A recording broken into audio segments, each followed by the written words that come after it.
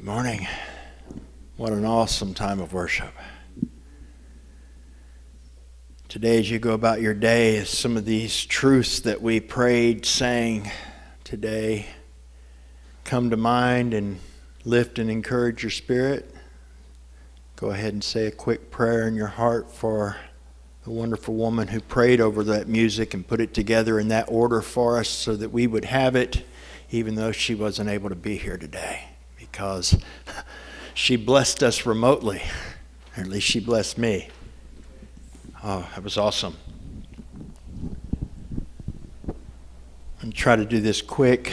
I ask for a little bit of grace because this is going to be a little weird, but I think it's what it is.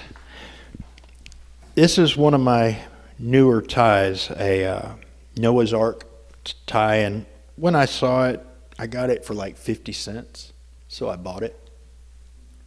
And I thought, who knows, maybe I'll wear it around a grandkid or something. So I thought, this is a little bit. I wear some cartoon stuff every once in a while, some Tigger and stuff like that, but real kid stuff, I don't really do that much. And so I didn't think I might not ever wear it, but for 50 cents, I thought I'd give it a shot. And today I thought, yeah, it's appropriate. So let me tell you why. I'm going to be a little rigorous honesty here for all you folks that might have forgotten who I am, like any of you have, and started maybe like thinking I got it all together. No. It's just grace. Same grace you have or have access to. It sure isn't me. So let me tell you about me yesterday. Me woke up frustrated. That's not true. I woke up okay, and then I got to my study, and my computer wasn't working right, and I got frustrated. But God gave me grace.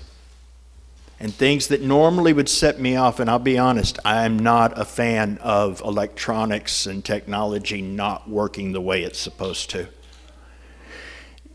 And it does bring up old wounds because about 3 decades ago almost, I was at the top of the game with technology and electronics and sound and computer programs and everything. I had good equipment and I knew how to use it. I knew how to code somewhat.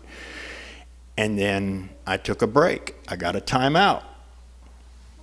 And I came back out, and you guys had went from a phone that looked like Maxwell Smart used it to these little tiny things, and I didn't.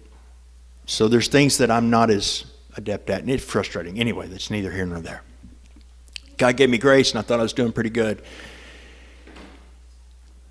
Went to help Leah finish doing some stuff at her new office where she's setting up for Hope Recovery NAC, and I'm finishing putting together her desk. And I had done my very best to take my time and read slowly and follow those directions, because there are things that if the directions are written properly and you follow the directions as written in the steps that you are given, you will get the product that was promised at the beginning. Now, that is always true with God. That is not always true with people, because sometimes we mess up the directions. And it's definitely not true when you read the directions wrong or you think you did it right and you didn't. So somewhere along the line, around the 3rd or 4th step of the day before or so, when I started putting that desk together, I had one little bar turned 90 degrees more than it needed to be. And that put a hole in the wrong place that I didn't realize. And way later, when I'm trying to attach the top to the next thing, it's got to go through a bar, and that is not possible. That is not logically possible that they would put a hole there, and it doesn't have a hole there, and I can't do it. And I'm mad.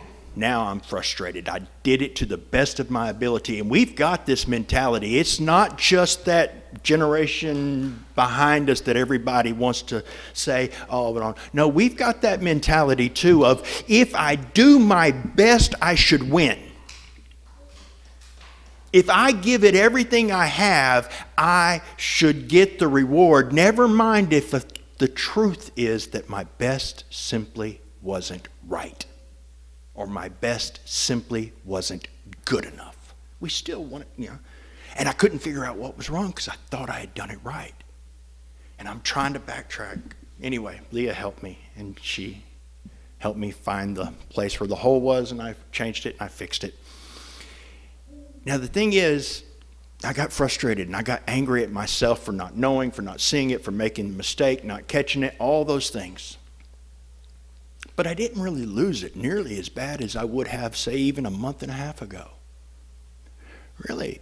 Anybody who knew me, yes, praise God, it's for His glory. Anybody that knows where would have been like, yeah, you did pretty good, or at least so I thought. I kept trying to tell myself that. I kept trying to tell myself it's progress, not perfection, and this is a lot of progress. It really was.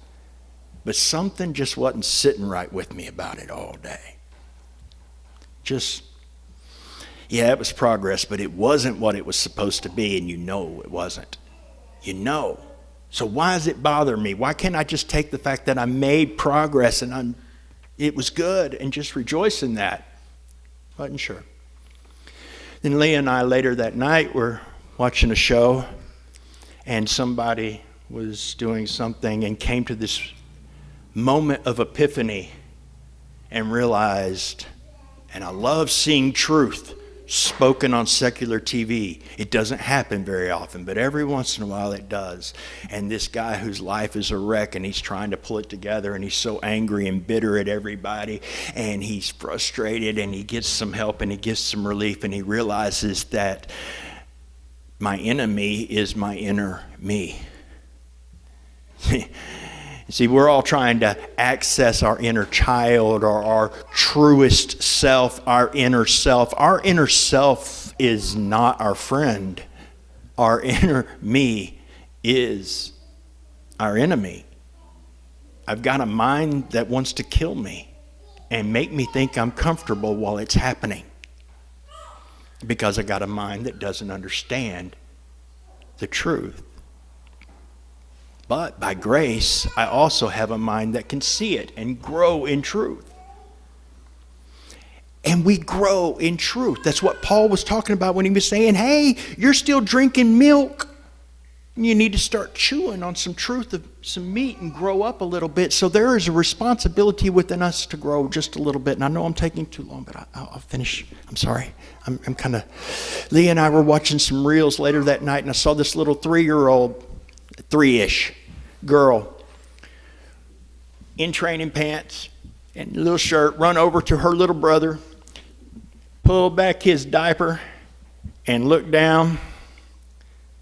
And her mom's going, what are you doing? And the girl runs over and goes, eh. And she almost gags because little brother needs a diaper change. Now this little girl's running around in training pants, nearly gagging because her little brother needs a diaper change. And what's funny about that? Well, what's funny about that is probably 6 months to a year earlier, she was the one running around in that mess just fine. And a little bit earlier than that, she was totally helpless to do anything about it. And sometimes she fussed and cried about that. Sometimes she realized that was uncomfortable and nasty. Cried and screamed for mama to change her and do something. But other times she laid there and slept just fine. Laid there and played with her little stuff just fine. Sometimes the biggest smile you'd see on her face was, well, she had a diaper full. Just a couple of, not that long before. But now she realizes, no, I don't want to be there. But there is an in-between stage. When those training pants first come on, I know this is weird, but bear with me. Where child has realized this is not a good place to be, this is nasty, and I want to grow out of this. So wants to use a potty instead of a diaper. Wants to grow up. But then other times, and you'll be like, why? All week you did it right, but you got busy playing. And you just sat there and smiled in your mess while you played, and why? Why? And little toddlers who don't know any better run around doing that, because as much as they know, oh, this is nasty now, there's also a part there, this is kind of warm and comfortable. As much as, oh, this is gross and I need to grow up and stop doing this, there's a part of this, I've been doing this all my life. Literally.